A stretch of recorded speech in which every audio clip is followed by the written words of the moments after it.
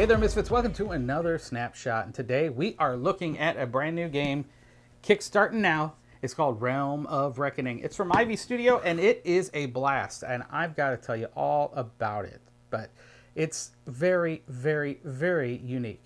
I've never had a game with quite these different ingredients mixed together in this stew, and it is wild to play. So first of all, let me tell you just broad strokes. What you've got is it's a drafting game where it's from 3 to 5 players, but there's also a 2-player version that they've just figured out. And basically, you're trying to control the underworld after the queen of the underworld is no longer with us.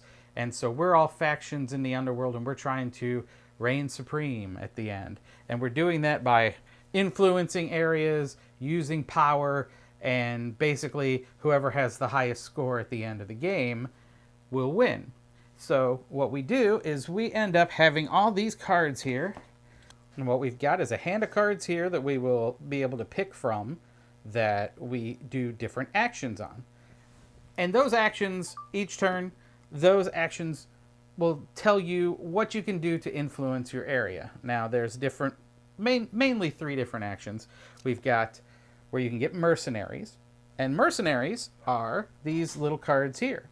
And they will go in a reckoning, which I'll tell you what a reckoning is later. But they will go to give you power in a reckoning, each matching color depending on what reckoning it is.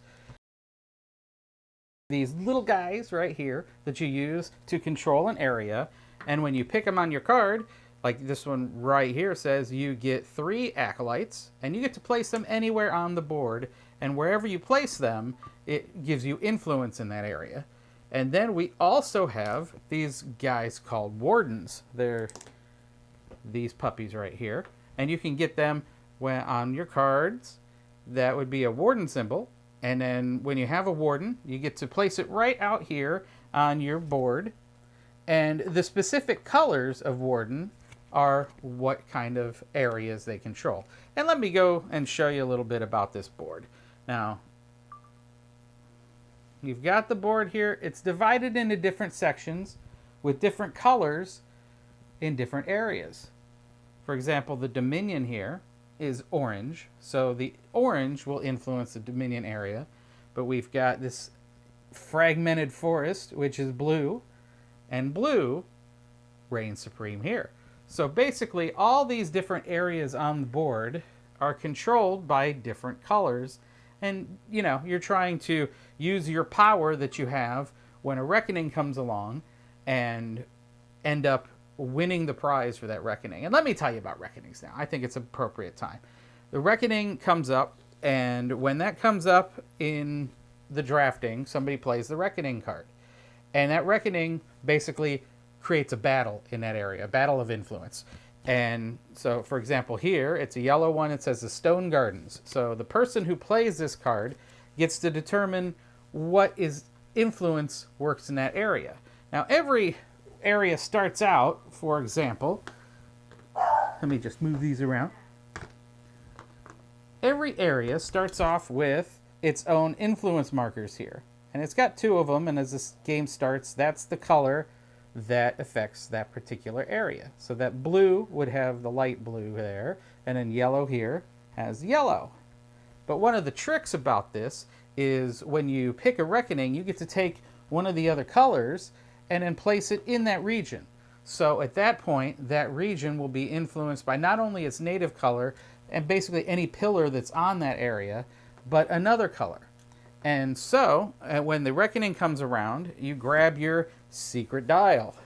And everybody grabs their secret dial, and they decide how much resources they're going to commit to a reckoning. And whoever commits the most resources gets to pick their prize.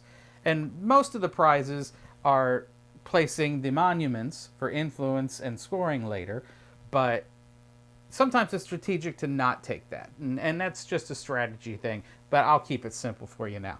So basically, everybody decides how much influence they're going to spend, and they get 1 influence for every one of their acolytes that are in that region.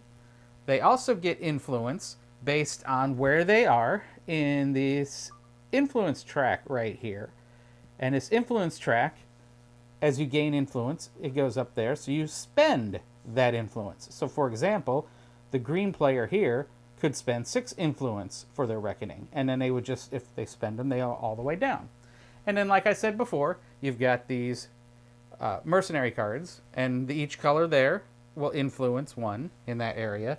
And then you also have coins, which I didn't get to with the drafting, but there's coins you can draft, and then you can use coins to influence your reckoning. All you have to do is spend 1 for the first one, 2 for the second bit of influence, 3 for the third bit of influence, and it goes up each time. So then once you figure out that you're going to spend your resources, and I forgot one more, these little guys, the wardens, they innately give you 1 influence in that color. Now, if you sacrifice 1, you get 3. So you can decide if you want to sacrifice 1. But it's all color centric for that area. And so, for example, this area here, the fragmented forest right now, has the light blue and the yellow in their area. So you can use light blue and yellow influence, light blue and yellow wardens, and then any guy that's there, and any light blue and yellow mercenaries. And then you come up with a number of how much influence you want to spend. You put it down, and when everybody's ready, you reveal. And then whoever reveals gets to take the rewards on here. And first place here, as you can see in this reckoning, first place is placing a monument, and second place is getting a warden and 4 victory points. And then if you come in last place, you lose 2 mercenaries. That's the mercenary symbol. And then basically you get to choose. So let's say you don't necessarily want to place one of these right now, but you want the warden and the victory points in that. The person who wins gets to pick. And then there's also a bit where each of the people who come in except for last place have to commit their resources. So they're burning their resources once they've won. The person who comes in last place and gets the penalty doesn't have to spend their resources. So it helps them. If you take last place, you don't have to spend any of the resources you bid. It can set you up, because sometimes there'll be a reckoning right after another reckoning. So you want to watch that. It's a strategic thing, but sometimes it doesn't hurt to take last place. So that's something else. And then once you resolve the whole reckoning, and there's going to be in each era, which is how when you run out of cards here, there's going to be 2 random reckonings in your deck. So 2 of them will pop. And then once you're out of cards, you do what's called the final reckoning. And the final reckoning, you'll know already ahead of time what color it's going to be at the end of that round. So you have a little bit of strategy to learn. That way you can build up that area with acolytes. You can kind of save some resources for that, because that color's coming. And we've had many a game where we've had yellow followed by a yellow reckoning at the end of a final reckoning at the round. So it was like, not only did you fight once, but you fought twice in that area, and it can be a little crazy. And the real magic of this game is after all these reckonings, right now when you start the game, there's really very little ways to score points, because you might on a reckoning get a little score bonus, but otherwise the ways you determine what scores aren't out yet. It's where these monuments go on the board is how this game is scored. And each game can be completely different. And it's strategic to pick one thing over the other, because you're trying to build up your own assets and your own influence and your own collection. Like, for example, there's a set collection where if you get 3 of a particular color of wardens, it scores for you. Or there's also ones where if you have acolytes in the most area in a certain region, you get points for it. There's points, various different ways to get points. And for example, I'll show you here. If you put the monument right there, then you get a set collection for, well, it's kind of an anti-set collection. It's orange, and then all the orange cards, or most of the orange cards, have some kind of symbol on them. And these cards have symbols that give you set collection in some areas. that was an anti-set collection. And the anti-set collection there would be you want different icons. And then like if you have no different icons on this one here, it's -6. One different icon is -1. And then 2, 5, 9, and 16 for however many different icons you have. But then over here in the equity section, you've got the person with the most of the money bags icon gets 10 points, with the person of the least gets -5 points.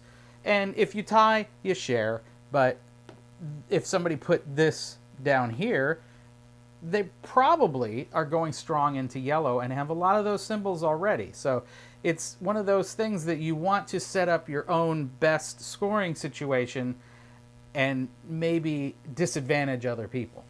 And it's all over the place on how you can score, and it changes every single game. It's very different than having at the beginning of the game, oh, you pick the public goals and everybody's working for them. This is so fluid that the game, it's literally anybody's game throughout the whole game, because one little change or two little changes of where the monuments go can make your score go from 50 points to like 80 points, and then the other person might sit there and stagnate at 50 points, but then they'll come in and they'll put a couple of other monuments down, and then they'll catch up, and the other person will go back a little bit. So it's got so much variety in that, and everything's a battle to get those monuments to score yourself in the end, that it's just constantly, everything's changing. Everything's, and making another direction work better for you and worse for somebody else.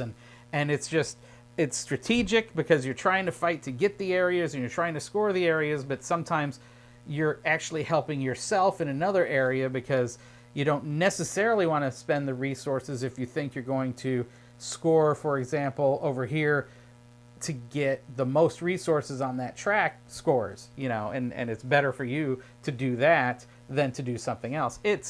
There's so many factors in this game that it's just refreshing every time you play it.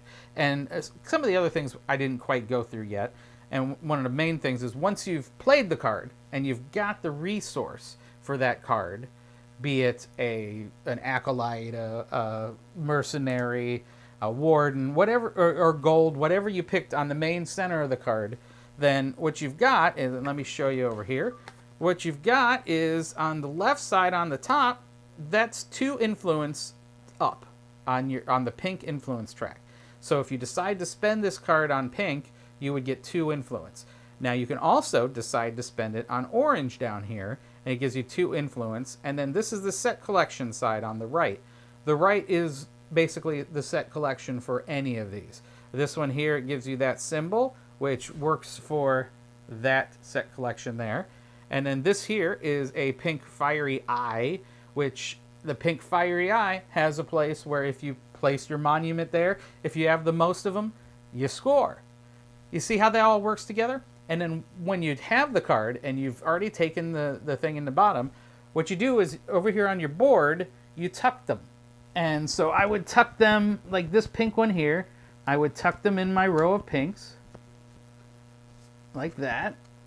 And then I would get 2 pink influence for my pink influence track over here. And then I would have 1 more in my set collection. And as you can see, I've got 2 here, I've got 2 there, and these are from a reckoning, and the ones from a reckoning are always wild. So there's some set collection where there's 2 different types of colors, or like the one that I showed you before with the orange. If you get a wild, it can be any of the other colors. So that you stack those up, and then you're gaining influence. You're being stronger in that region, and you're set collecting. So once you win some stuff and you place the right monuments out, it's a win for you. And it's such a balance of do you want to commit stuff to a reckoning and fight it out and lose your resources, or do you want to kind of build up an area and hope that you can get those scored and fight out in one area but get an area set up to where you can score. It's a balance. It's totally a balance. And what's even cooler about this game is that each of the factions are just a little asymmetrical. Like, for example, this is one of the character your player boards, and you've got on here the different areas that you would tuck your cards, but you've also start off with different bonuses. And I'll show you here, for example. For example, if you play the Watchers, you start with 1 light blue influence and 2 dark blue influence. You also start with 1 blue Warden and 2 mercenary cards. And then if you look around the outside, there's going to be an Acolyte in the blue section, none in the pink, 2 in the dark blue section, none in the orange, and none in the yellow. And that's what his setup is. And also, there's a different setup position right here on the board based on your colors. 2 of them start at 10, 2 of them start at 9, and 1 of them starts at 8. So each faction plays a little differently and sets up a little differently, and you get resources differently. And then on top of that, another thing I didn't mention, which is great for the asymmetry of the whole thing, is that if you get a certain amount of influence, and I'll show you here on this orange track, for example, if you get to where you're past this gray area, and let's say I'm purple and I'm 4, and somebody else is 3, well, once you pass this gray area into the 3, and you get up to 4, for example, then you get to get the artifact for that color. And each artifact gives you a little bonus. In particular areas, it kind of synergizes with the theming of the different areas. And for example, this one here, which was the orange, which is a really nice one, before each reckoning, you get to pick a little deuter, money, or a mercenary. So whenever a reckoning hits, you get a bonus something right before you go in. Very, very nice. It's very helpful. They're all very different, and they're all themed differently. Like, for example, this one here, whenever you place the little dudes, you get 2 more dudes. I mean, that's great. I've won a game with that because all my dudes are going out, and then I was sacrificing them, but then I'd get them right back out. It was like having a little dude farm, and they kept coming out and coming out and coming out, and it was great. So each replay of this game too is completely different because I've had different synergies with other things, and it's so cool because no 2 games are exactly alike, and they're always really to the last couple rounds to where we really start getting our score separation, and somebody starts making it work and they get ahead. But at any time you think, oh, that could have been me if I won a reckoning, and I'm, instead of this being here, if it was here, I could have won the game. Or if this one was over here instead, Dawn could have won the game. Or it's just so I don't want to say random. A lot of people go, oh, I hate random games. It makes it feel like it's random, but all the decisions that you're making are strategic. So it changes depending on the decisions of all the people at the table, but they're hardly random, but they're hardly the same every game. I mean, they're all over the place. So it's a refreshing game, and I've never ever played a game like this. It's so fluid, but so strategic, and so fun. I mean, we just had a blast every single time we played it. We played it a whole bunch of times, and I really, really want to thank Ivy Studios for setting us up with a prototype copy so we could play it, because this just gets in your blood, and you want to play it over and over and over again. And as a matter of fact, once I'm done with this video, I'm going to pack it up and I'm going to take it over to Todd's, and we're going to go play it over at Dr. Chaos's with his family. So it's the kind of game that you just want to play again and again. And right now it's on Kickstarter, and I highly, highly recommend you go check it out and you pick it up, because the quality, I mean, the materials, all these wood materials are really nice wooden meeples that are all very unique. Every one of your little acolytes, everybody's colors of acolytes are a little different. It's not your normal, mini figs. It's wooden, but the quality of the wood and the art on it and everything just looks great. It's great it's got a great feel to it. The cards are really nice, and just this, it's a very, very well put together game. Very fun game. Quality components, I couldn't recommend it more. And granted, I recommend most every IV Studio game because they know what they're doing. They do it right, and they do it every time. And I can't trust a company more than that. And I want to tell you, go over to Kickstarter. Linky's going to be below, and go check it out. And until next time, people, Game on.